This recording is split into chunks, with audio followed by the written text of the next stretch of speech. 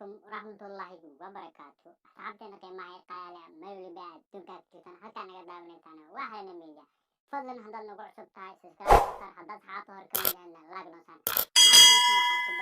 برنامج برنامج كان ولا لها ديسكريبشن أيكون شد حقوق رحنا دونا لابتوب كاغا وكنا طبعا سنة يكاغا نكتونا لابتوب كاغا وبدل يساوي حولي قيبات فربضن وقرحسنا يسامرك أكن مركا كنا دورنا تسالة فركشنا بدنا يولي هاي طبعا كنا كديجانيسا أبوه هاي النوع يولي هاي طبعا هذا واكنا وحاجة ذا سكله مركي سهرة سان أيوها طبعا مركي سهرة سان أيوها حدنا بدلا طبعا وحكي دونا سيدان وكله مرك هاد وهي عليك الدوقة على يقانو سيدو قنعنا طبعا حداني معنا كدنا سانا كديجا مركو دريم كرتا سيدا وقروح بدن oo qurxinayo desktop-kaaga marka waxay tusi doonaa hadda sida application-kan oo soo degsadeeda marka application-kan wuxuu leeyahay laba nooc ayuu leeyahay nooca koowaad waxa waaye marka iska sidii leeyahay laakiin computerkaaga hadba nooca uu yahay haduu yahay 32 bit haduu yahay 64 bit kulli computerkaaga wuxuu yahay la yaqaano application-kan hadba noocan computerkaaga uu yahay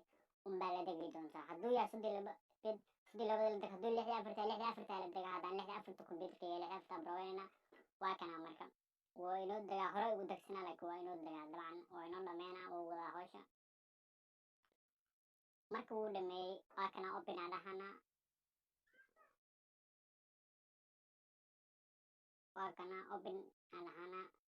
marka waxay soo saaraa